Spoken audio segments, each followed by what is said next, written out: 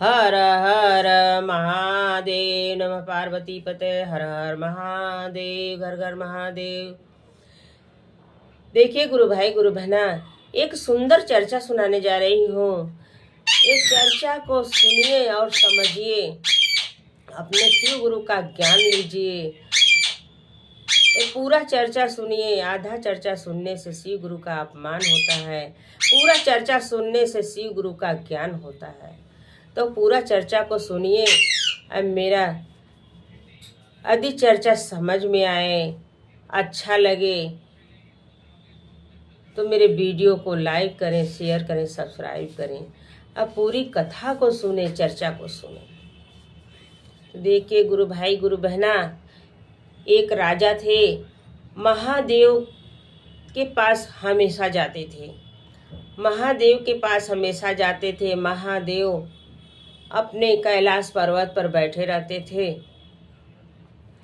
इनको क्या पता कि वो महादेव हैं। ऐसे ही पहाड़ी झंखाड़ी था और वही कैलाश पर्वत था, वहीं पर अपना महादेव रहते थे। उनके यहाँ जिसका मन करता था वो जाता था, अपना सेवा सत्कार करता था, फिर चला आता था। बहुत दिन हो गया, राजा का कोई शादी विवाह नहीं हुआ। तो एक दिन राजा कहने लगे कि हे गुरुजी, हम आपको गुरु मानते हैं, आप मेरे भगवान भी हैं, मेरे पिता भी हैं, मेरे गुरु भी हैं। हमारा शादी कोई नहीं कर रहा है, हमारे यहाँ तो कोई है ही नहीं है, हमारे नात रिश्तेदार कोई हमारे पास नहीं है, हमारा शादी नहीं हो रहा, कहाँ हम इसी तरह रहेंगे। तो महादेव अपना एक जोगी का रूप बना करके वहीं रहते थे। तो कहे नहीं बेटा, कहे बिना शादी विवाह के रहोगे। ऐसा है कि हम तुम्हें एक डिबिया में सिंदूर बुक्की रानी देंगे। सिंदूर बुक्की रानी देंगे और उसको डिबिया में बंद करके देंगे, और अपने घर ले जा करके अपना कमरा बंद करके तब उस कमरे में जा करके सिंदूर बुक्की रानी का डिबिया खोलना, बीच में कहीं मत खोलना। तो उस समय तो राजा कह दिए कि हाँ हम नहीं खोलेंगे। और जब दे दिए, उनको डिबिया थमा दिए, सिंदूर बुक्की रानी बंद करके एक डिबिया में और डिबिया थमा दिए। आते आते रास्ते में उनको ऐसा घबराहट हो रहा है कि कब देखें कि कैसी है सिंदूर बुक्की रानी। आते आते रास्ते में डिबिया खोल दिए, और जब डिबिया खोल दिए तो उसमें से सिंदूर बुक्की रानी निकल गई। वो इतनी सुंदर थी, इतनी सुंदर सिंदूर बुक्की रानी थी कि राजा साहब बेहोश हो गए। राजा साहब जब बेहोश हो गए गुरु बहना लोग, तो एक कुछ दूर पर एक चमाइन खड़ी थी। तो कह रही है कि क्या खड़ी हैं, चलिए देखिए वो कुआं है, कुआं से पानी खींच करके राजा का मुंह धुलाइए, राजा को होश आ जाएगा। तो सिंदूर बुक्की रानी कह रही हैं कि क्या करें बहन, हम कभी पानी नहीं काढ़े हैं, हम कैसे काढ़ेंगे, हमको नहीं आता काढ़ने। तो कहे नहीं आता है तो चलिए हम बताते हैं ना, चलिए हम बता देंगे। और जब जाती हैं सिंदूर बुक्की रानी को कुआं पर ले करके तो पानी खींचने, तो बताती हैं डोरी पकड़ो, डोरी पकड़ो, ऐसे खींचो। उसको खींचने नहीं आता है तो उसको कुआं में झोंक देती है। चमैनिया सिंदूर बुक्की रानी को कुआं में झोंक देती है। अब पानी काढ़ के लिया करके राजा का मुंह धो देती है। राजा को होश आ जाता है। जब होश आता है तो सोचते हैं कि यही मेरी रानी है। चमैनिया को लेके घर आ जाते हैं। जब घर आ जाते हैं तो दोनों लोग रहने लगते हैं। रहते रहते रहते रहते तो राजा नहाने जाते हैं कुआं पर। तो कुआं में खूब बढ़िया कमल का फूल बन करके सिंदूर बुक्की रानी उतराई रहती है। तो बाल्टी ढीलते हैं, बाल्टी में छान करके और वो फूल को ले करके घर आ जाते हैं। घर आते हैं तो कहते हैं देखिए रानी, कितना सुंदर फूल है, बहुत सुंदर फूल है, इसको रख दे रहे हैं, इसको फेंकना मत, बड़ा अच्छा लग रहा है। तो कही कि ठीक है। और जब राजा चले जाते हैं बाहर अपना काम धाम करने, तो उस फूल को लाते से कुचल करके, लाते लाते मार के कुचल के, और उसको झाड़ू से बटोर करके ले जाके घूरे पर फेंक देती है। घूरे पर समझ लीजिए कूड़ा पर फेंक देती है। अब वहाँ फेंकने के बाद अब वहाँ चौराई बन के वो जम जाती है। अब राजा साहब जाते हैं, देखते हैं कि बड़ा बढ़िया चौराई लहरा रहा है। राजा साहब साग खाने का बड़ा शौकीन थे, तो जाते हैं अपना काट के लिया देते हैं, चौराई काट को ले आते हैं और दे देते हैं रानी को। कहते हैं कि इसका साग बना दो, हम खाएंगे। तो कहती है ठीक है रखिए, बना रहे हैं।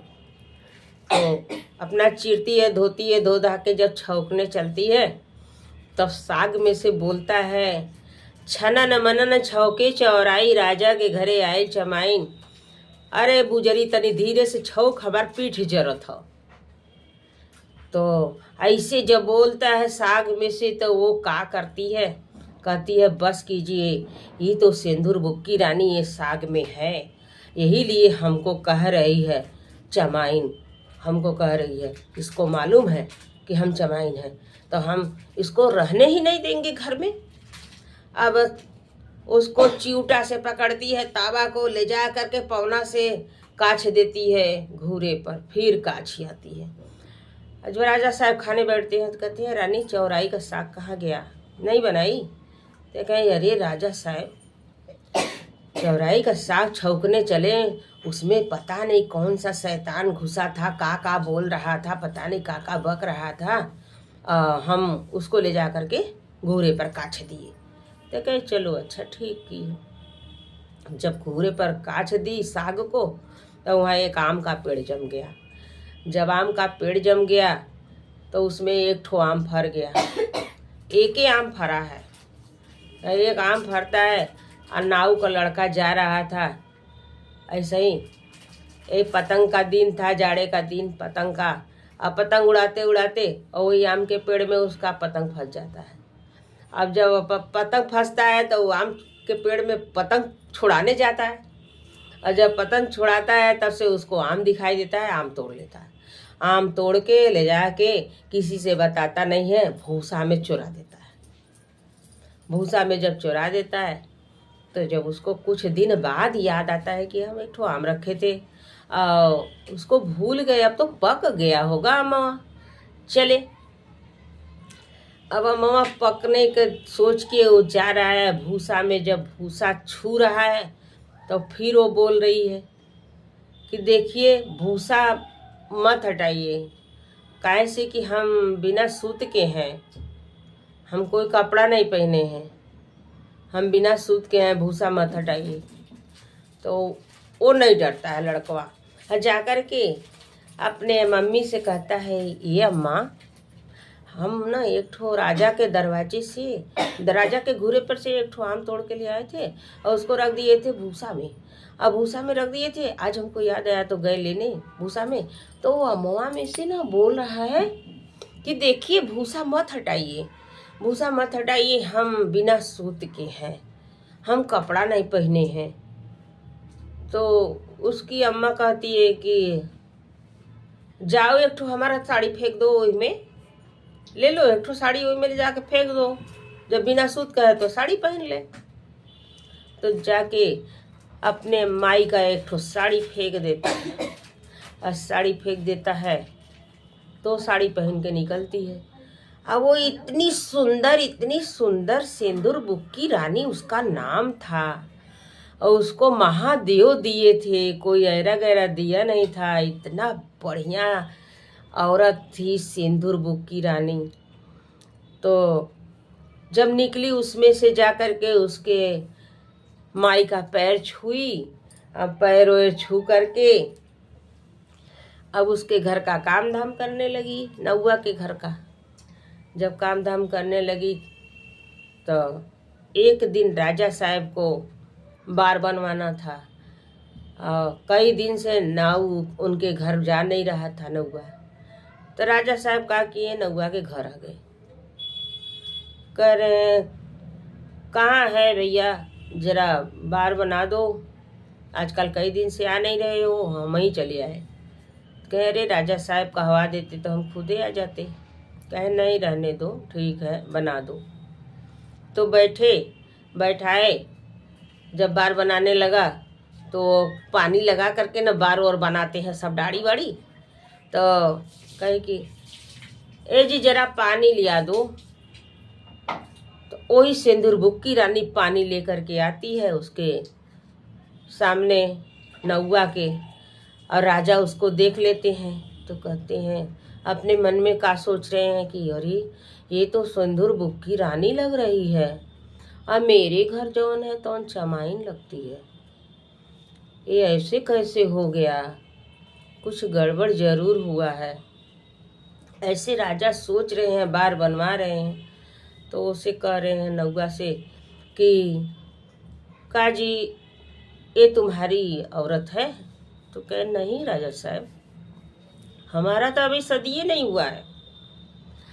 ये ना आपके घुरवा पर से एक ठो आम तोड़ के लिए आए थे,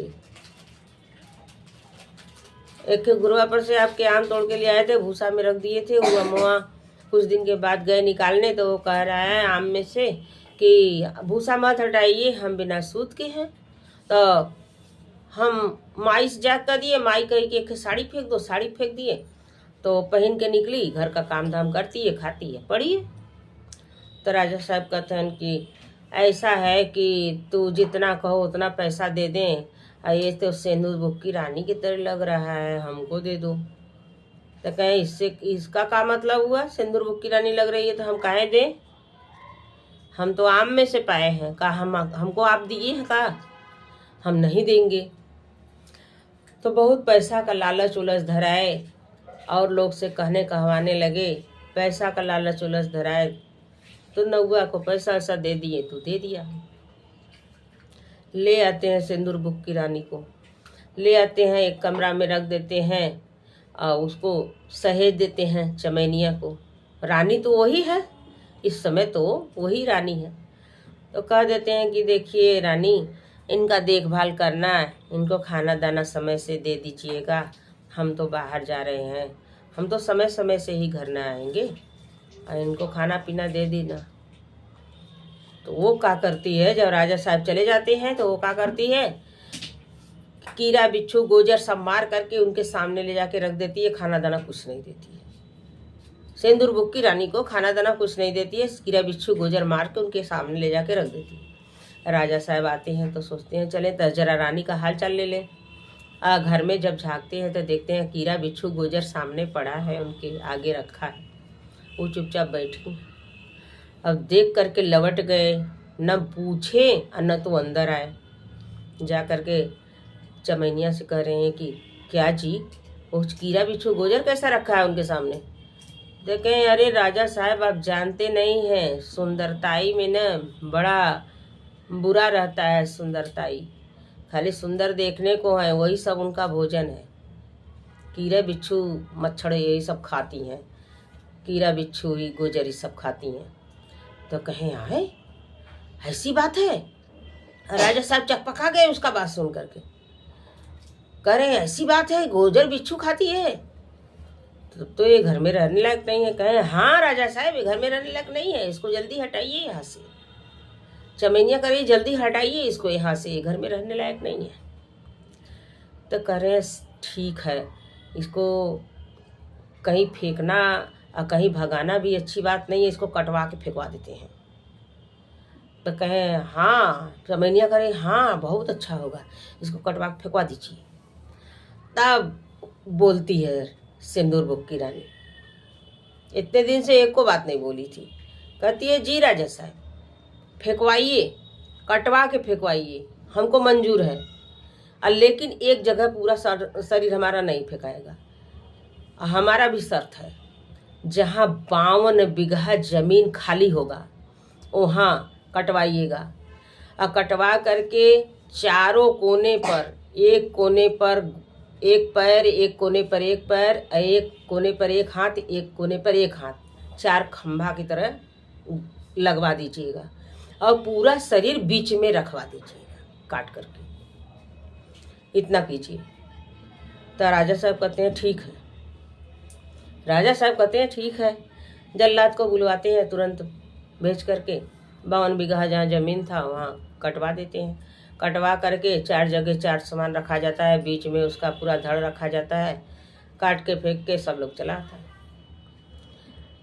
अब जे दिन फेंकते हैं जौनी रात को, वही रातों रात वहाँ एक आलीशान धर्मशाला बन जाता है, बहुत बड़ा धर्मशाला।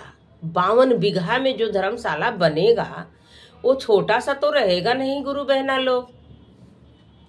जो धर्मशाला 52 बीघा में बना है तो बहुत बड़ा न रहेगा। अवारी आरी पूरा धर्मशाला बन जाता है, बीच में पोखरा बन जाता है, और वो पोखरा भी लठदार पोखरा। पहले के ज़माने में लठदार पोखरा होता था। लठदार पोखरा ऐसा ही कोई देखा होगा, अब के ज़माने में कहाँ कौन देखेगा। अब लठदार पोखरा भी बन गया, और वहाँ पहरेदार लोग जो पहरा देते थे वो रोज़ देखते थे।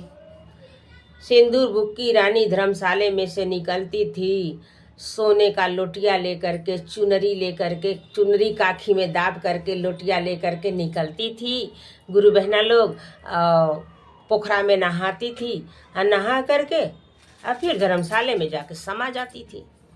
ये पहरेदार लोग रोज़ देखते थे, तो देख करके तो ऐसे ऐसे करते करते राजा साहब से कह दिए कि राजा साहब, हम सुने थे कि आप एक औरत को कटवाए थे, फेंकवाए थे यहाँ पर, और उसी रात को ये धर्मशाला बना है और पोखरा बना है, और उसमें से 12 बजे रात को एक बहुत सुंदर सी औरत निकलती है, और निकल के सोने का लोटिया लेके निकलती है और चुनरी लेके निकलती है, पोखरा में नहाती है और फिर उनमें समा जाती है।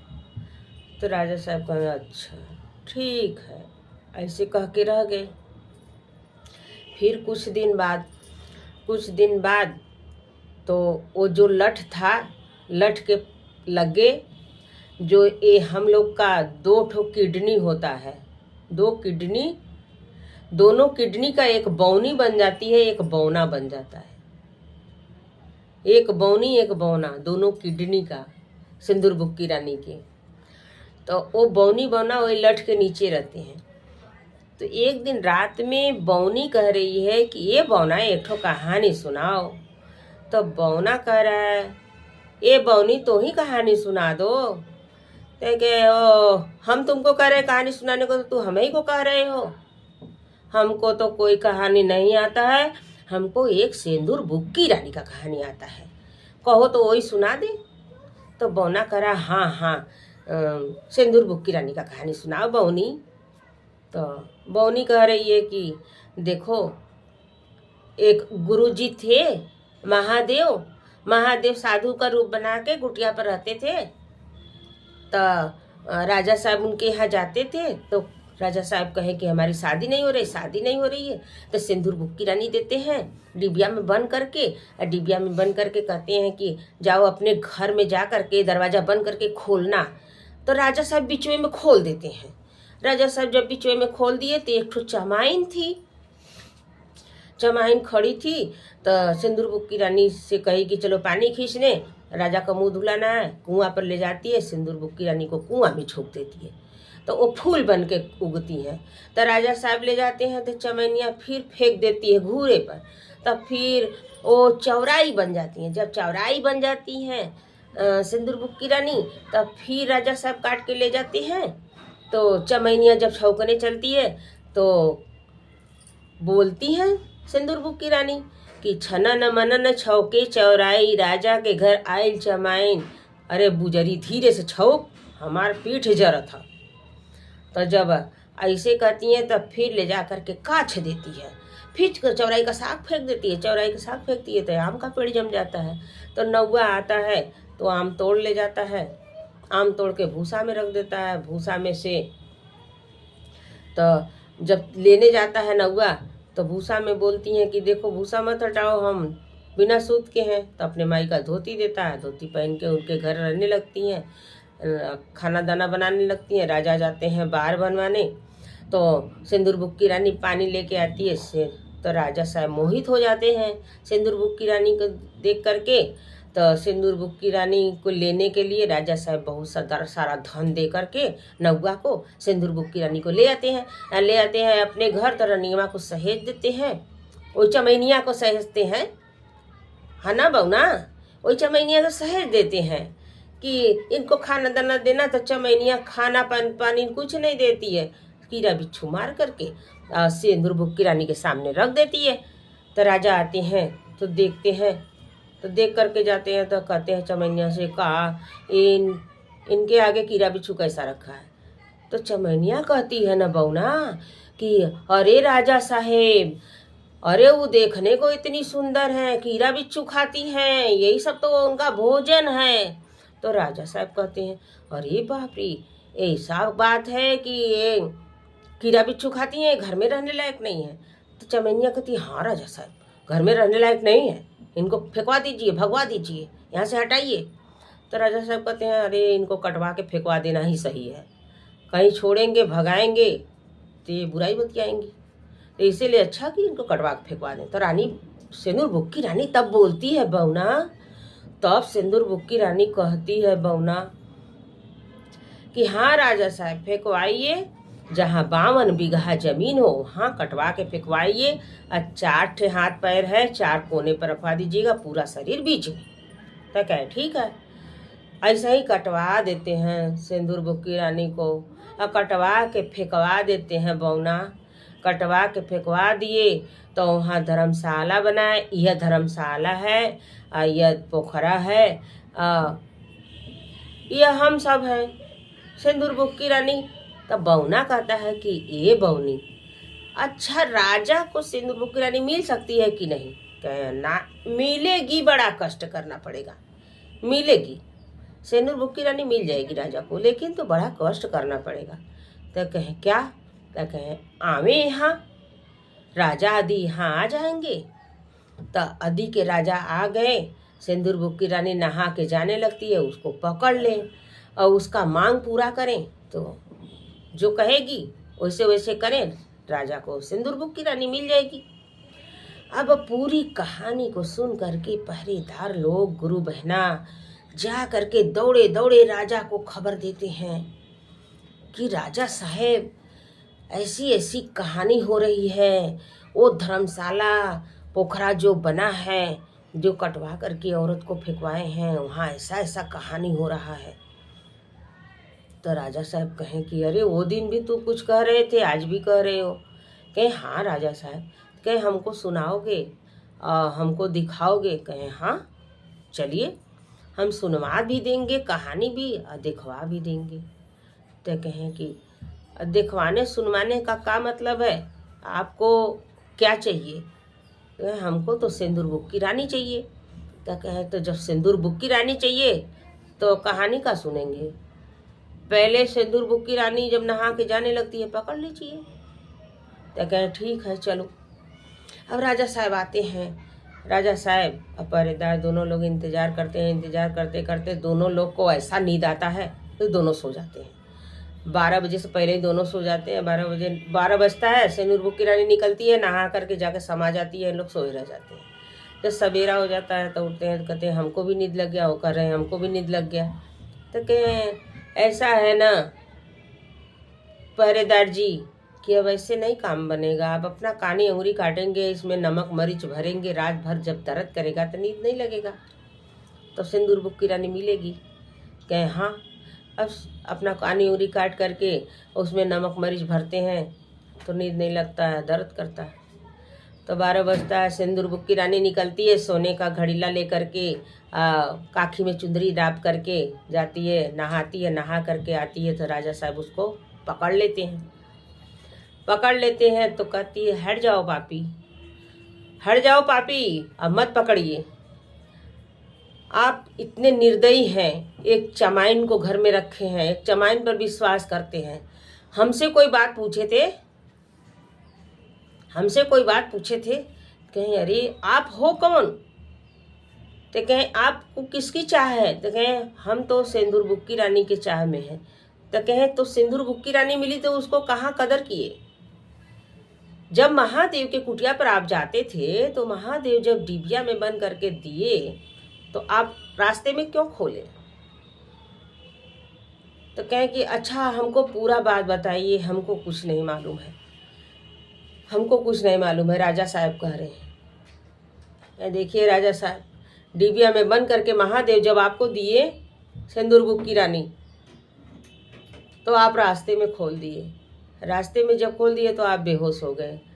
वो चमाइन हमको ले गई कुआं पर ले गई तो पानी खींचने के लिए, तो हमको कुआं में ढकेल दी, तो हम कमल का फूल हो गए। कमल का फूल आप ले आए तो हमको लाते से दर करके घूरे पर फेंक दी, तो हम चौराई हो गए। जब चौराई हो गए आप ले गए तो वो छौंकने लगी, तो हम बोलेंगे नहीं?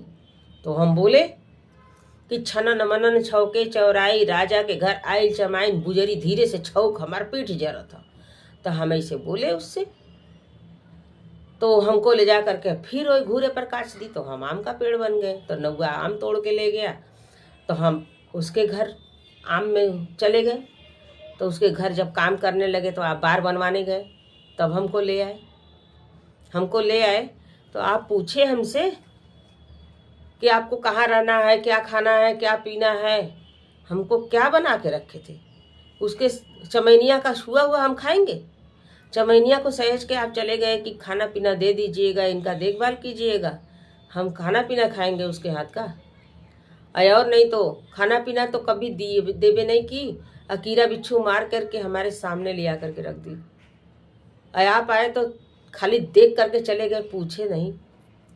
पूछे होते तो हम बताते ना।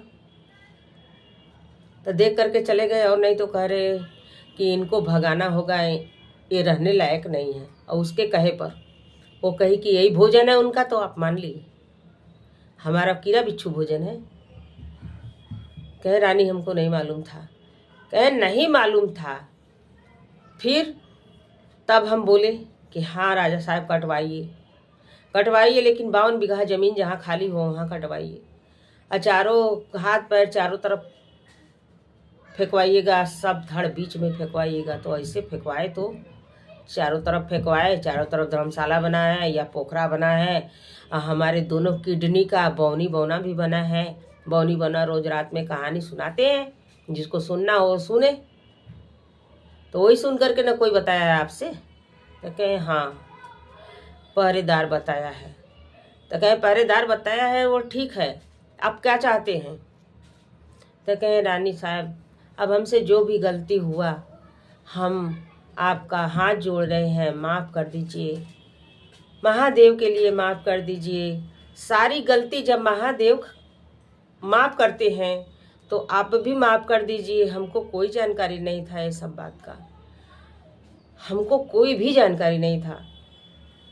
तो सिंदूर बुक की रानी कहे माफ़ी मांगने से माफ़ नहीं होगा, ऐसे माफ़ी मांगने से कोई काम नहीं चलेगा। अब जाइए, जो हम कह रहे हैं वैसा वैसा करेंगे तब तो हम फिर आएंगे तो चलेंगे, और नहीं तो उसमें जरा सा भी कोताही रहेगा तो हम नहीं जाएंगे। तो कहें मांगन मांगिए, क्या कहना है आप कहिए, जो कहेंगी वो करेंगे, लेकिन आपको लेके जाएंगे। तो कहें ठीक है, अभी आप आज जाइए, पहले वो चमाइन को जूसी पोतवा करके, कुत्ता से नोचवा करके, गड्ढा खोदवा करके उसमें तोपवा करके अपने पूरे घर का सफाई करवाइए। पूरे घर का सफाई करवाइए, चुन्ना पेंट सब पूरी सफाई करवा करके वहाँ पूजा कराइए, ज़मीन को पाक कराइए, ज़मीन को साफ कराइए, और वो ज़मीन पर पूजा पाठ करवाइए कि शुद्ध हो ज़मीन, आपका घर शुद्ध हो। आपके घर में चमाइन रहती थी, आपका घर जब शुद्ध हो जाए पूजा पाठ करवा लीजिए, सारा घर शुद्ध हो जाए, पंडित को बुला करके खाना खिलाइए, पूजा कराइए, सब कुछ हो जाए तो हमसे आइए बताइए, तब चलेंगे। अब राजा जाते हैं तुरंत, फिर जल्लाद को बुलाते हैं, भेज देते हैं उसको भी, चमाइन को भी। जाते हैं सब जूसी पोत कर, कुत्ता नोचवा करके, गड़बड़ा खोदवा करके, गड्ढा गुड्डी उसको तोपते हैं, पूरे घर का सफाई होता है, पूजा पाठ होता है, ज़मीन का शुद्धि होता है, ज़मीन का शुद्धि होता है, पंडित आते हैं, पूजा पाठ कराते हैं, खाते पीते हैं, जब सारा शुद्ध हो जाता है, सारा साफ हो जाता है, फिर राजा रात में जाते हैं पहरेदार के साथ। फिर इंतजार करते हैं सिंदूर बुक की रानी निकले, सिंदूर बुक की रानी निकले। सिंदूर बुक की रानी चुनरी लोटिया लेकर के फिर निकलती है, जाती है, नहाती है पोखरा में। जब आती है तो उसको फिर पकड़ते हैं, कहते हैं रानी साहब सब हो गया, अब हमसे दूर मत रहिए रानी साहब, हमसे बहुत बड़ा गलती हुआ, एक गलती जीवन भर हम नहीं चुका पाएंगे आपके साथ, लेकिन आपको चलना पड़ेगा। तब जाके सिंदूर बुक की रानी राजा के साथ जाती है। जब सिंदूर बुक की रानी राजा के साथ जाती है, फिर घर में देखती है सब साफ सफाई है, सब अच्छा है, ठीक है। तब सिंदूर बुक की रानी और राजा दोनों महादेव के शिष्य और शिष्या बन करके अपना जीवन बिताने लगते हैं। हर हर महादेव, घर घर महादेव। गुरु बहना लोग, ये शिव चर्चा कथा पसंद आया हो तो मेरे वीडियो को लाइक करें और शेयर करें, सब्सक्राइब कर लें कि जब भी हम वीडियो डालें तो आपके पास ज़रूर पहुँचे, आप कथा सुन सकें, कहानी सुन सकें, भजन सुन सकें ये अपने महादेव का, और चर्चा सुन सकें और अपने महादेव का दया ले सकें। तो कमेंट में हर हर महादेव जरूर लिखिए। हर हर महादेव, घर घर महादेव।